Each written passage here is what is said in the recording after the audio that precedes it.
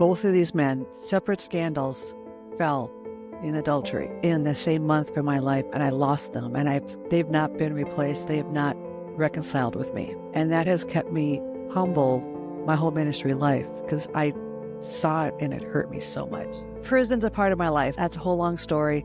And they just look at me like, I can't even think of prison affecting my life. I'm just going to say, I'll pray for you. And they never ask me questions. They never ask me how the hearing went. They are just out because that's too much pain for them to handle. It seems that there's been a push to try to, in some way, make Jesus cool. The youth ministry's only been around since the early 70s. We're really new. I mean, as a church function, as a church pastoral role, it's a really new function. Oh my goodness, these drive me crazy, and I have these a lot, especially as a pastor. These are okay.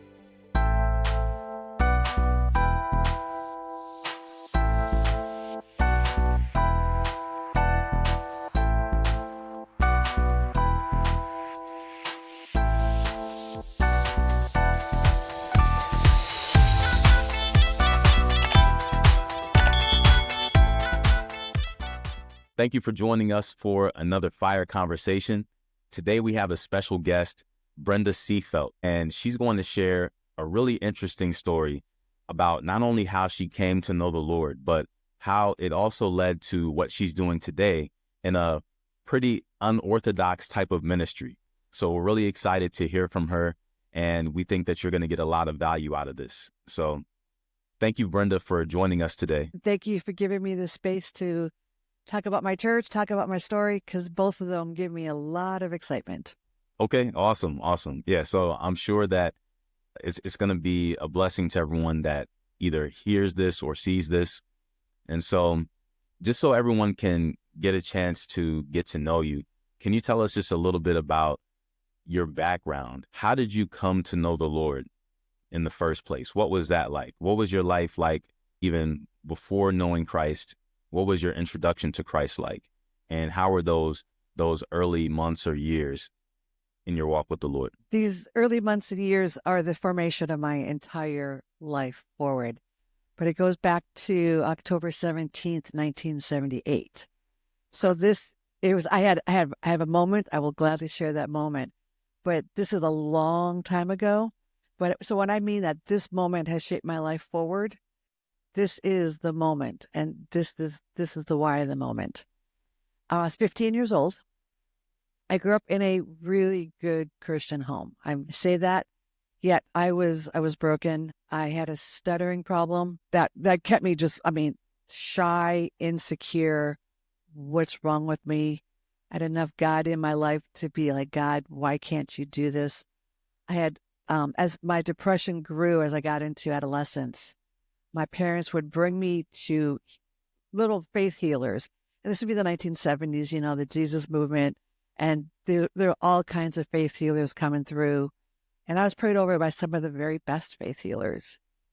And I wasn't healed. And so my depression grew because God abandoned me. God did not love me.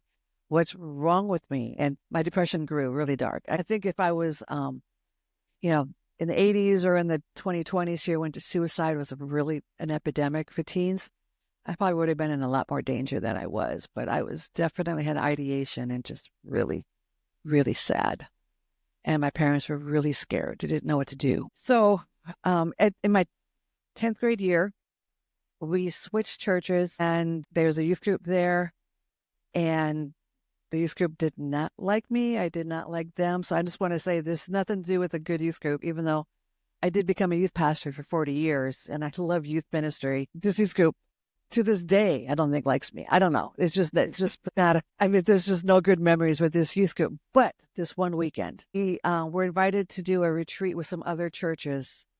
And my parents made me go on this retreat to give it a chance. And I did not give it a chance. I got into that church van with these people that didn't like me, and it was a 3-hour drive.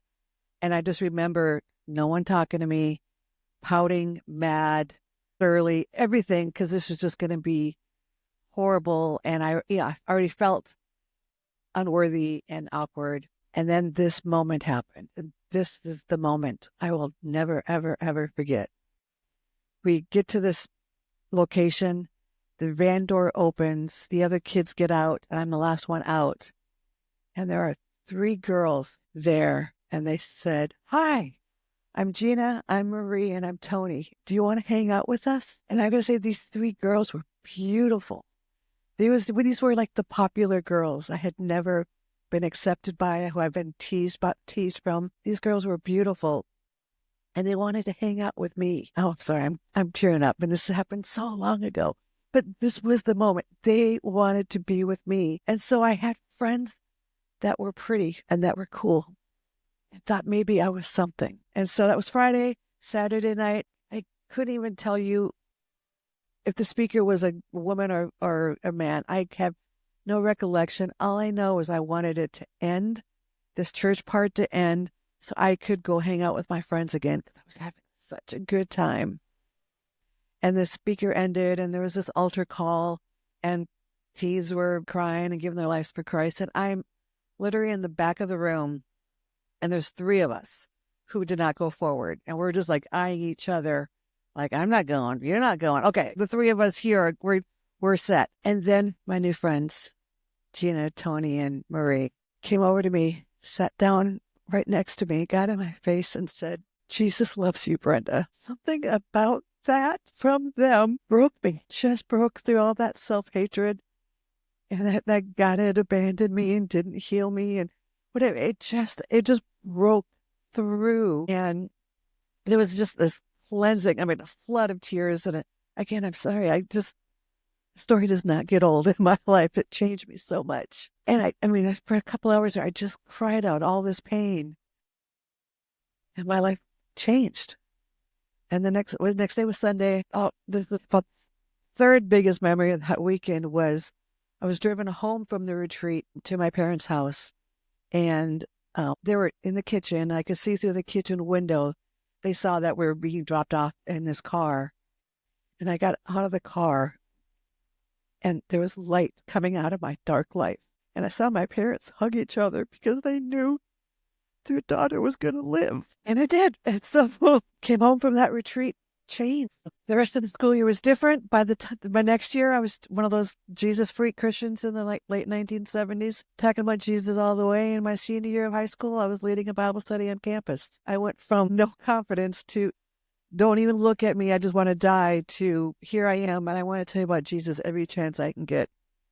And graduated high school, and then wound up in the ministry not much later after that. So that's the formation that has led to me for the rest of my life. And you can see it really changed me.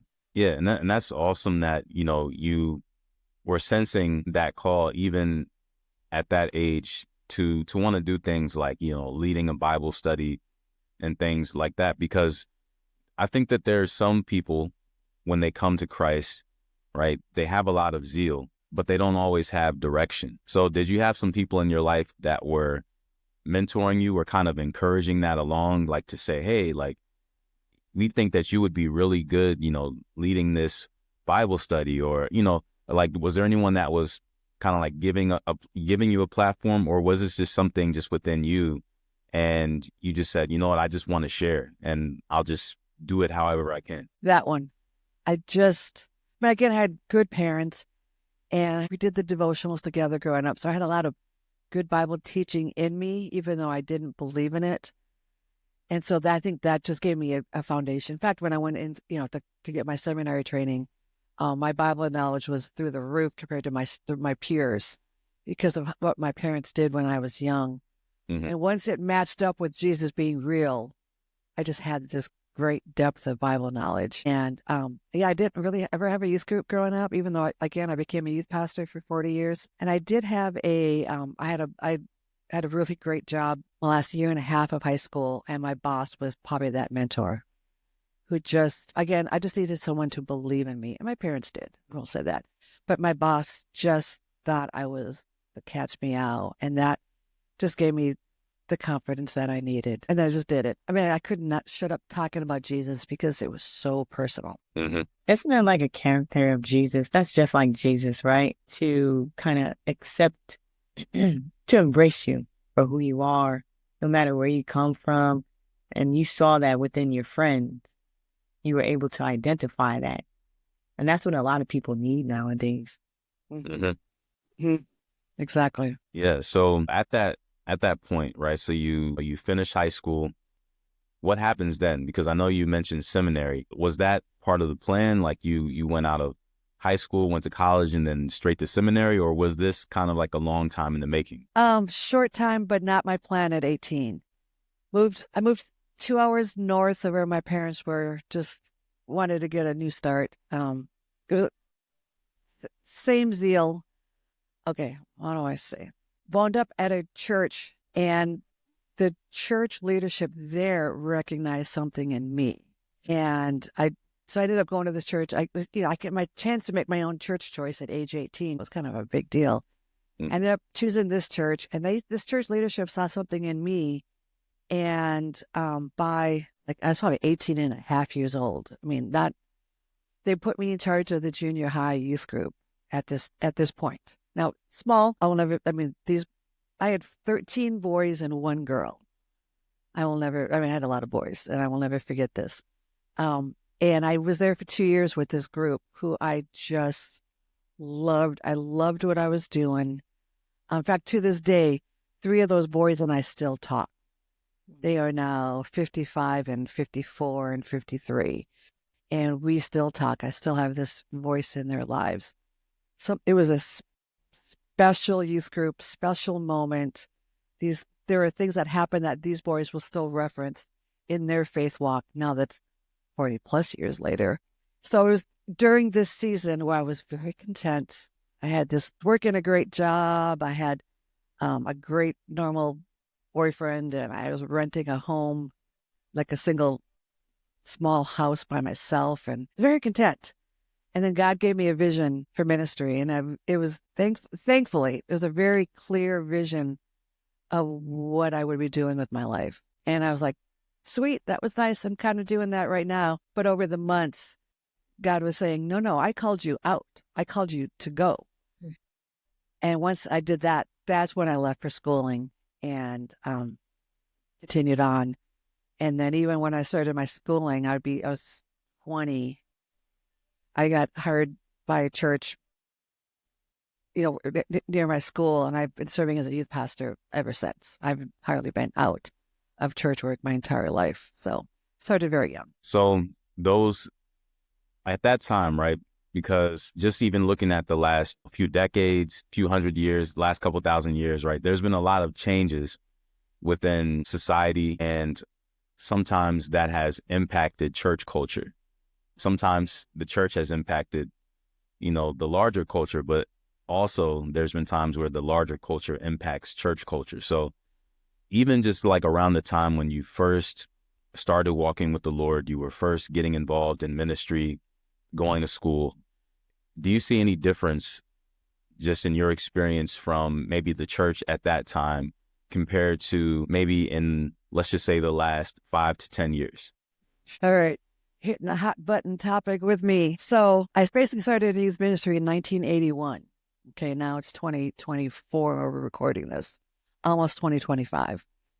So that means I've worked with teens in the 80s, 90s, 2000s, 10s, and here into the 20s. I'm still working with teens through my church. I have seen Gen X, millennials, Gen Z, Gen Y. I've seen all these, and I've seen the church, let's say this gently, prophetically, sell its soul to try to keep relevant in a very changing postmodern culture. And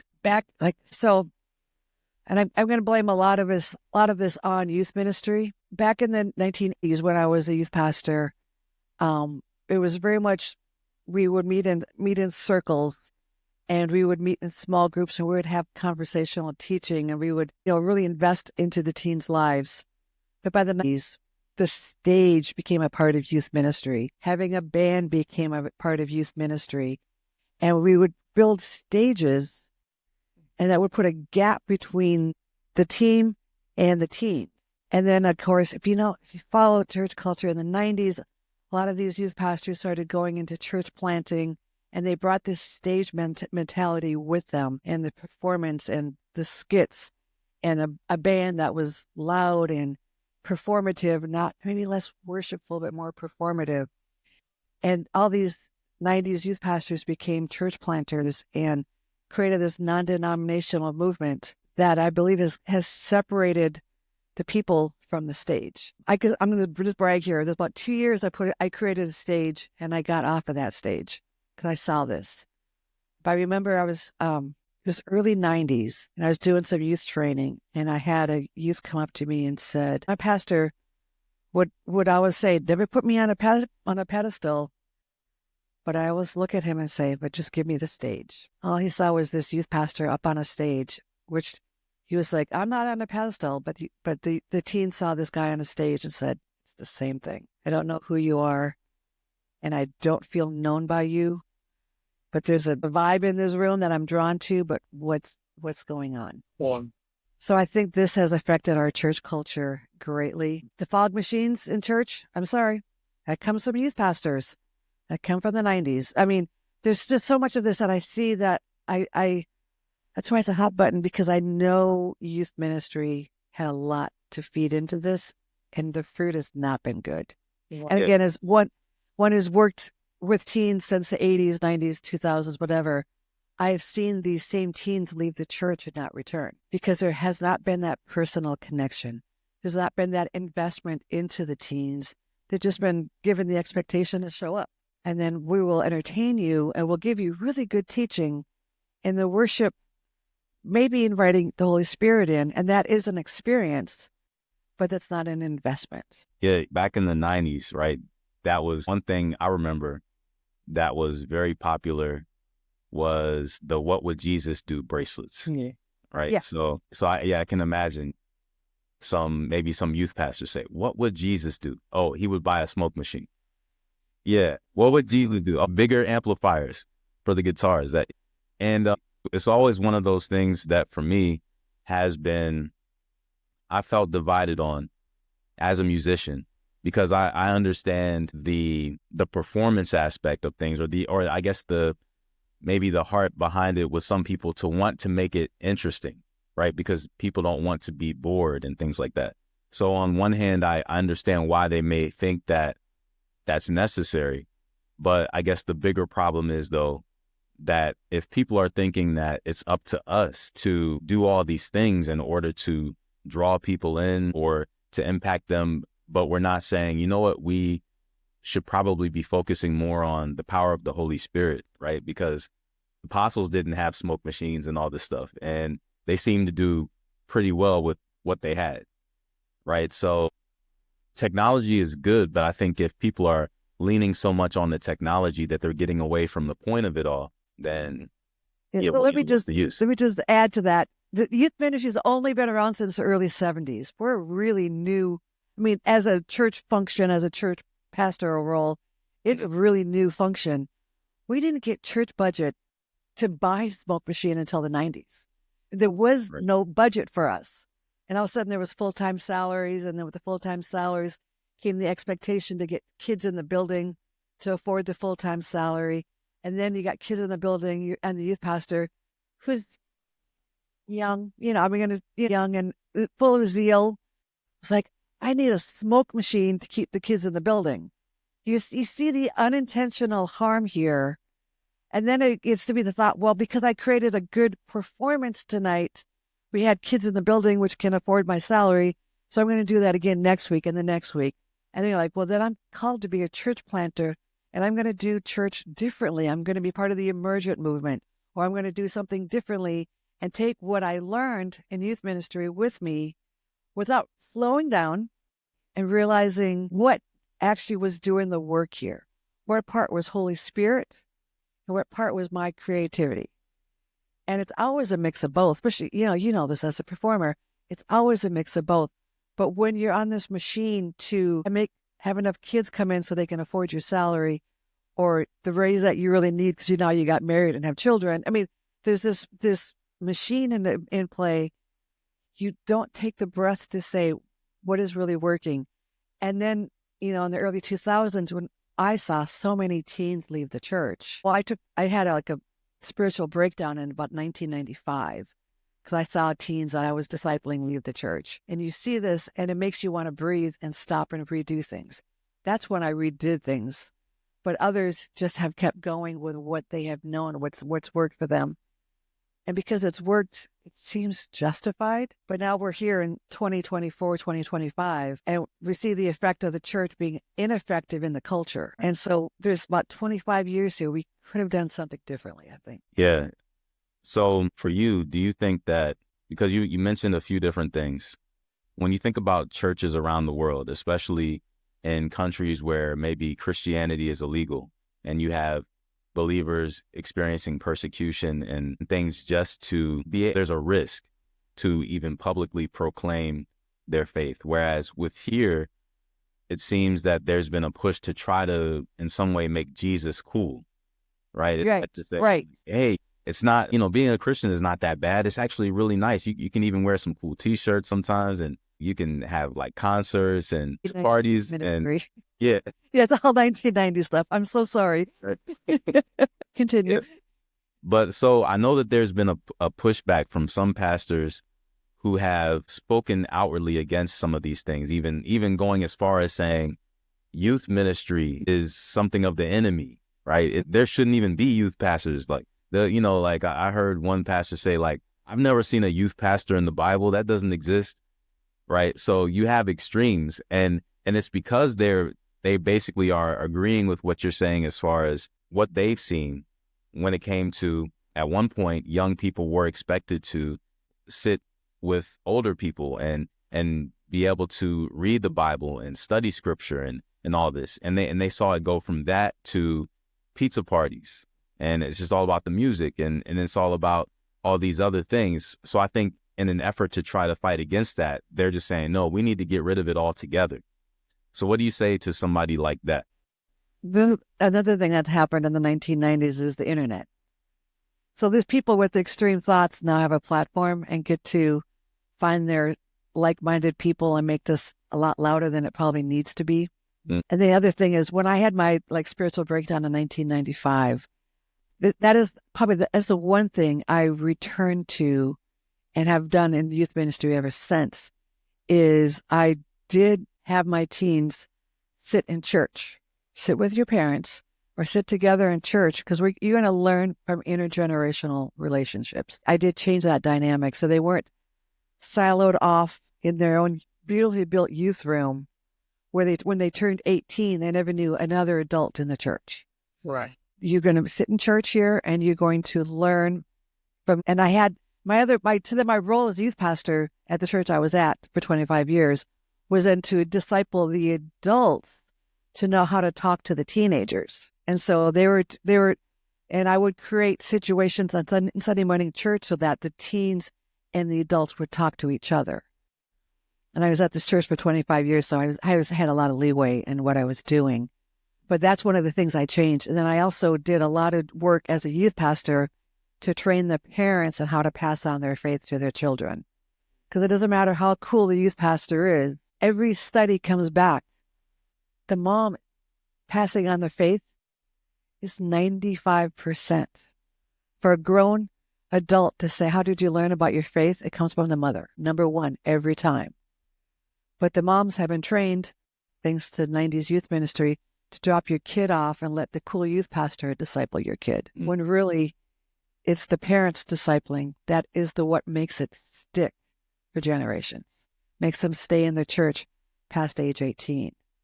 So the whole focus of youth ministry, I believe, it became not me investing into the kids, but me getting the older adults, especially the retired folks who have so much time and wisdom to share, teaching them how they can actually talk to teens and how they are welcome to be talking to teens. That was a mindset switch with older mindsets, but I got that done. And then, again, teaching the parents to not be afraid of discipling their own children and teaching the parents how to pass on their faith.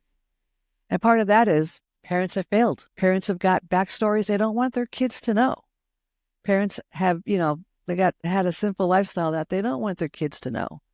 So how do they teach that when their kids may say to them, but Mom, you didn't do that when you were 16? That's a fear that keeps parents. I'd rather give it to the church to do that instead of me doing it. But if I can teach them how to get over that, the kid is going to have a lot greater chance to keep their faith into adulthood. Yeah, definitely. And I think that maybe people, they feel embarrassed about their past, but I think that that's what makes, I mean, it makes anybody relate more, but especially a young person, to hear an adult say, okay, I'm not even going to pretend like I'm perfect and that I've made all the right choices.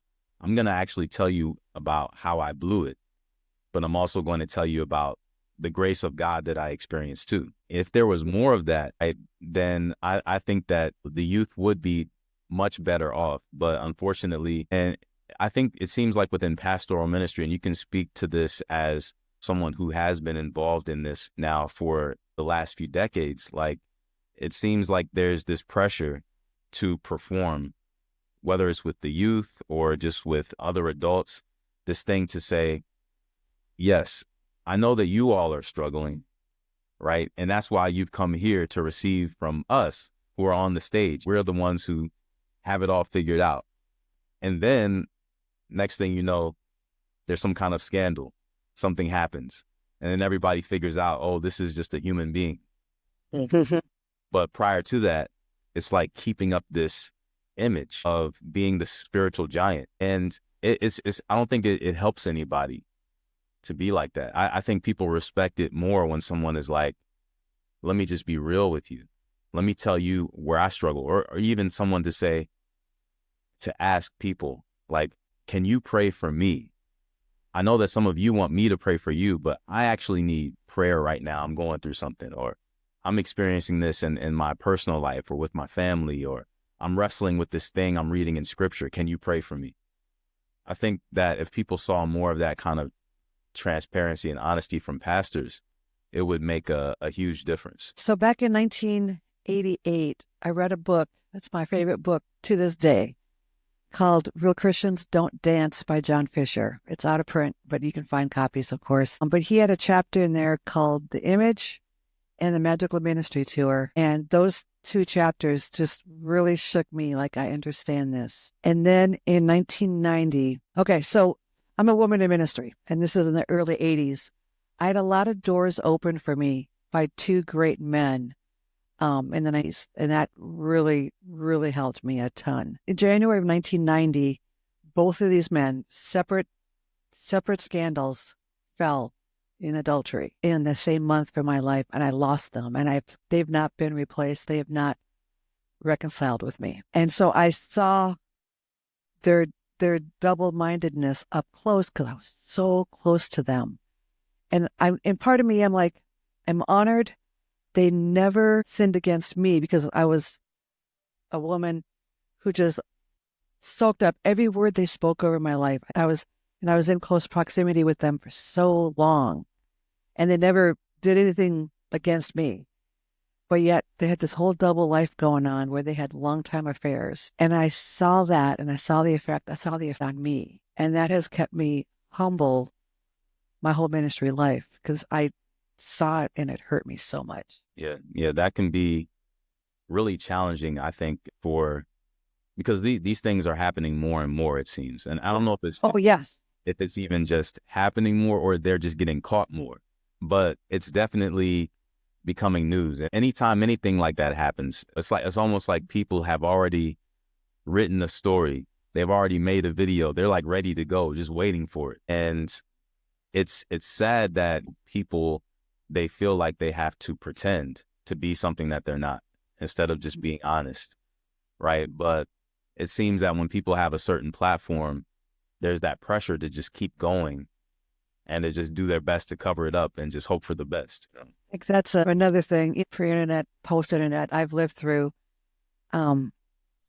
This internet has given platforms to people who have been too immature to handle the platform. But if they're good looking and have a good speaking voice and a good presence and maybe a fog machine, but they get a platform because the internet makes it so easy. Mm-hmm. And they're not ready for the full responsibility. And then the machine takes off and you got to keep up with the platform. And then this is where the compromising decisions come in. And, I know that from the two men in my life, there was no internet back then, but I saw their platforms devour them. And then thus leading to their decisions that created havoc. And a part of me just also wants to believe that Jesus is just setting out a judgment to pastors because a revival is coming. And we must remove these immature leaders that can cause harm before the revival comes. So I just want to shift for a moment, right? And because you wrote a really interesting book, and it speaks to people who are struggling, right? People who are dealing with pain. And so as a pastor, I know that you've spoken to countless people who have all kinds of stories, they have all kinds of things that they're wrestling with and questions they're asking God, kind of like you, how you said people were praying for you at a certain point in your life and nothing was happening, at least not what you expected to happen, right? And so you wrote a book. It's called I Wish I Could Take Away Your Pain. And in this book, you're giving advice to people who are going through smashed heart seasons. So what is that? This happens even to good, knowledgeable pastors. I wish as Christians we were exempt from pain, but we're not. We're just as susceptible as everybody else. And these are the smashed heart seasons. There's a season in my life in 1987 and then in 1990 that both of these seasons just broke me. But I learned, I think because of how I met Jesus when I was 15 years old, I learned to read the Word of God more, even though it made no sense. When you have such pain like that, the doubts are real. And I learned through, again, this book by John Fisher, I wish real Christians don't dance, and the don't is crossed out because really we do dance. Again, how to question God. It was really important. And we can grow through these seasons because we're not exempt from them, and we can grow through these seasons. And then there are certain people that will enter these seasons with you and carry you through when you can't. And I learned after that 87 season to find these people, and then my 1990 season. And I had certain people that literally just carried me through my pain. When I couldn't pray any longer, they were praying for me on my behalf. Sometimes when you pray, you start spiraling downward. And you're like, God, you haven't answered that prayer yet. So how are you going to get this prayer? And I don't know, because I need an answer by tomorrow. I got to pay my bills by tomorrow, but I don't know if I can. And so prayer becomes too much. I had a list of people I could call up and they could pray for me. And I have continued this practice, and I've had greater smashed heart seasons since 1990. But what I learned, I've carried through, and I've learned to intentionally find these people to carry me. And they're on a separate list. And these people tend to be temporary in my life. They're in for seasons and then they're gone for the next season. But they jump in and they carry me and they pray for me and they check in on me. And that's what this book is about. It's a short book. It's got doodles in it. And it is what I have learned. And it's 28 pages with doodles. And it's really practical, really helpful. I just had a neighbor of mine, her great nephew died tragically at age 5 years old. And she purchased 20 books for her family and gave them out at the funeral. And it just became this moment for them at the funeral to know how to speak to each other and how to talk to each other. And it was just a very useful tool. So this just came through what I have learned from the people who have helped me through my times when I couldn't pray anymore. And when the Word of God didn't seem true anymore or didn't make sense. So one of the concepts you mentioned in the book was this idea of drive-by prayers. Yes. What is that? Oh my goodness, these drive me crazy, and I have these a lot, especially as a pastor. Okay. I haven't gotten into this. I don't want to get to this too much, but prison's a part of my life. I've raised 4 wonderful boys. That's a whole long story. 2 of them have got long times served in the prison. So when I'm a pastor.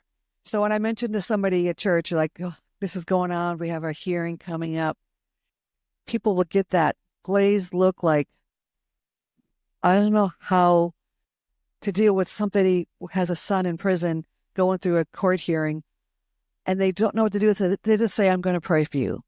And they just kind of walk by and leave me. I just shared it with them at vulnerable moments I thought I could. And they just look at me like, I can't even think of prison affecting my life. I'm just going to say, I'll pray for you. And they never ask me questions. They never ask me how their hearing went. They are just out because that's too much pain for them to handle. So those are drive-by prayers. And the other one is a platitude. They'll look at me and go, it's going to work it out. He's got a good reason for this. Like, that is not what I want to hear right now because I know that. I just need you to be here with me in this uncertain time. And you just checked yourself away from my pain. So you're literally off my list. Wow. Yeah. And that has become, when somebody says, I will pray for you, or I will keep you in my prayers, sometimes that has become kind of just like a cliche kind of thing to say. If you ask them about it 5 years later, like, hey, did you ever get around to saying that prayer? I remember hearing one person one time say to someone else, oh, thank you so much for praying for me. And they were like, oh yeah, of course. Yeah. And sometimes it's just like a thing to say, kind of like, hey, how was your day? All right. Oh, that's great. I'll see you later. Wait, I didn't even tell you yet. It's like a thing to say. And we're just so used to that in our culture, right? Sometimes, right. I think what the Bible would even consider idle words. They're just things that we just kind of say to make ourselves feel better. It's not even really for that other person. It's so that maybe it's awkward and we're like, I don't know what to say. I'll pray for you. Okay, I'll see you later. Glad I escaped that. All right, where are we going to dinner? Right? It's like, I mean, when someone's telling you something, they really need to be heard and seen. And this book is full of that. But I also think in that moment, saying, I'll be thinking of you, doesn't feel like enough. Because that moment of pain, it needs to be hollowed. And to hollow something is to set it apart as sacred. And in that moment of pain being shared, I think we say it because we just want to say, I don't know what to say because this is a moment here and we need something sacred to happen. But in the drive-by part, the person's still left alone in their pain. mm-hmm. And we've missed the real opportunity to just carry the pain, at least in prayer, and doing a follow-up question. Because what harm is that to your emotional life? To ask me next week how the court hearing went. It's not much.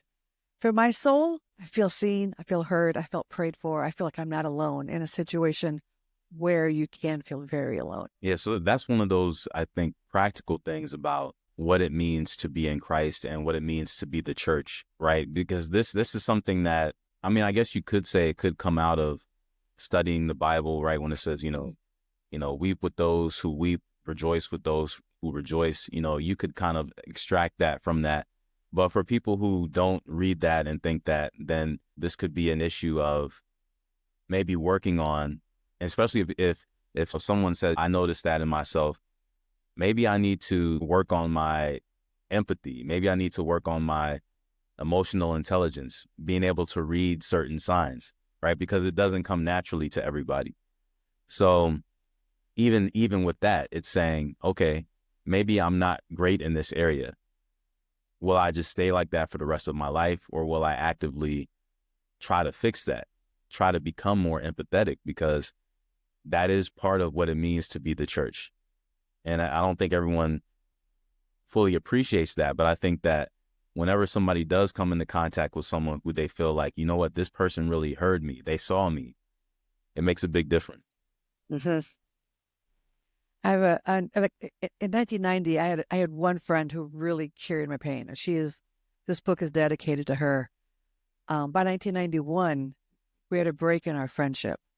And it's still, I see her on Facebook and I miss her, but it's been 25 years. So it's, but I still dedicated this book to her because of what she taught me and how she carried my pain. I will never forget. And I will never disparage her because she showed me Jesus and she showed me faithfulness in a time when I did not know what that was. So one thing that I would really like for you to speak on, before we go, because we alluded to this earlier, right? But you have now a church that meets online. I believe you meet on Zoom. So tell us about that. How did this all come about? How long has this been going on? And what have you learned throughout this experience? This has been a fun one. So I never not wanted to be a youth pastor. But in 2020, here's that year, I got laid off from the church I was at.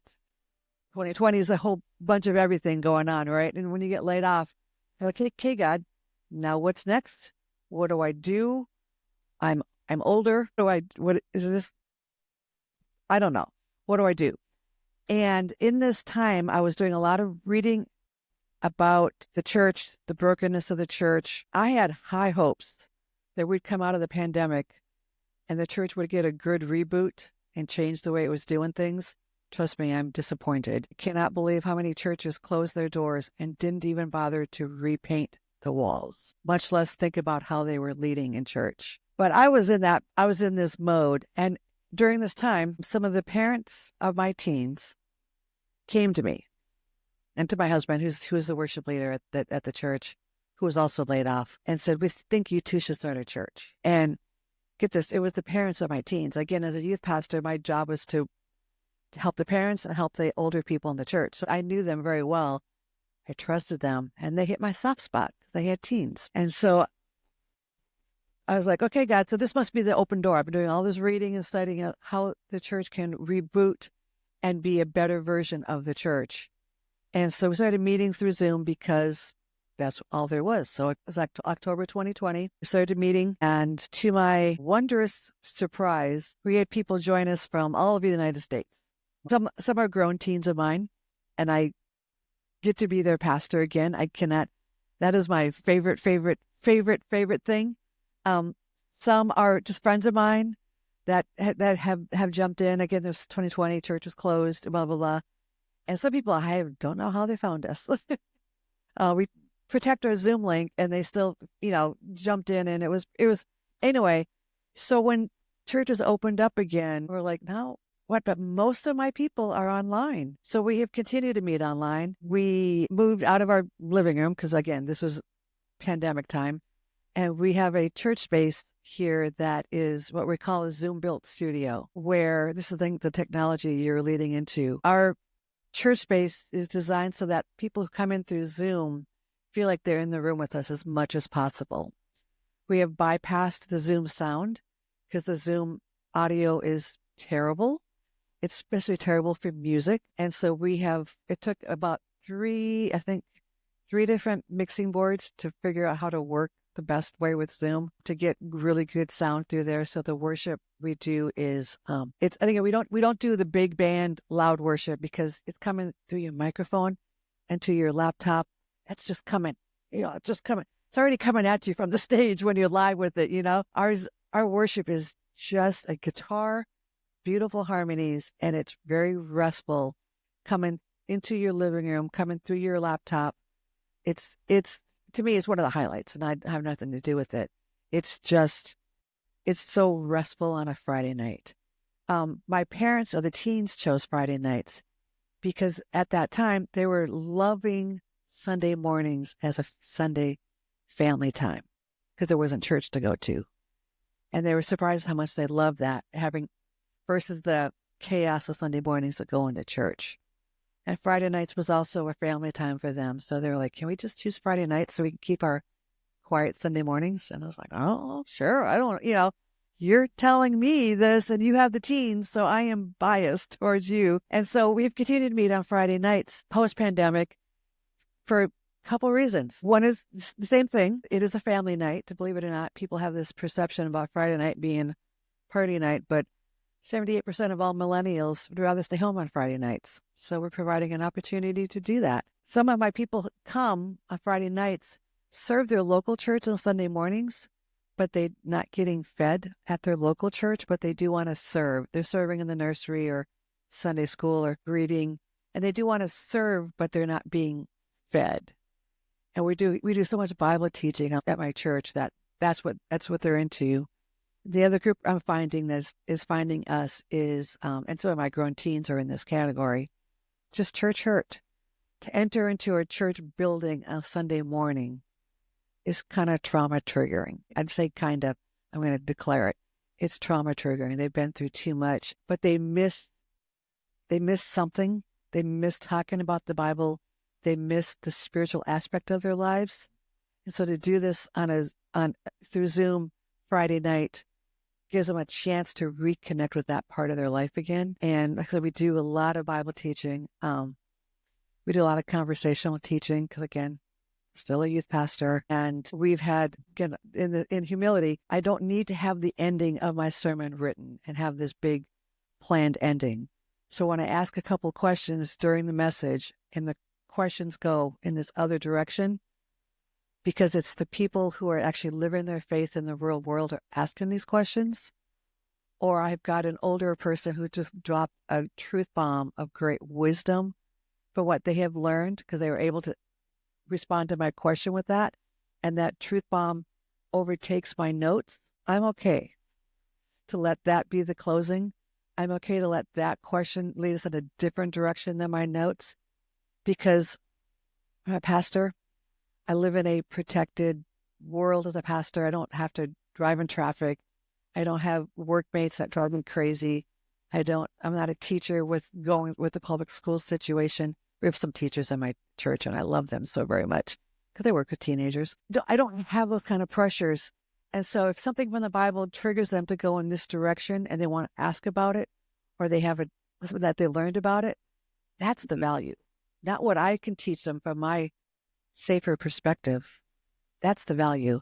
And so I think the people who are finding us are learning. And this is another thing. We are a learning church. We had a couple of people leave because they wanted to stop learning. And I've seen that because they have left our church and moved in with their boyfriends. Okay, I guess they couldn't do both. You know what I mean? Right. Because we are that.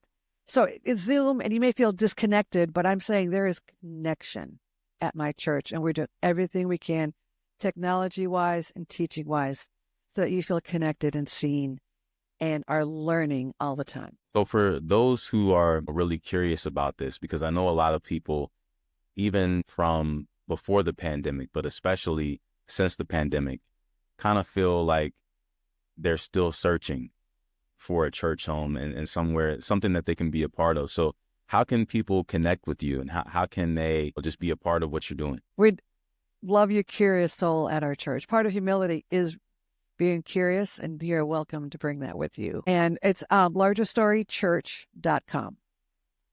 And the Zoom link is not there on the website because we have had Zoom bombers come in to disrupt worship. So we just ask you to leave an email on a form, and we'll send you the Zoom link, and you're invited to join us. 7 o'clock East Coast time, 6 o'clock Central time.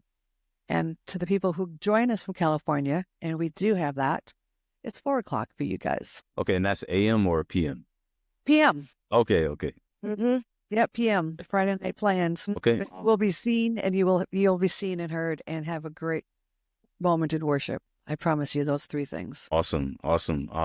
So thank you so much, Brenda, for joining us. You shared a lot, and I think that people will there's so many different nuggets that you've shared that I think that people can take something from a little bit of everything you share. So we really appreciate you coming on, and it'd be awesome to have you back at another point, because I know that there's still so much more that we could discuss. I will come back. I promise you.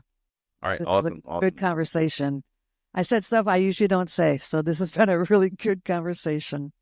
Awesome. Yeah, we enjoyed it as well. So definitely appreciate it. Thank you for watching this, listening to this. I hope that you found this valuable, and we'll see you next time.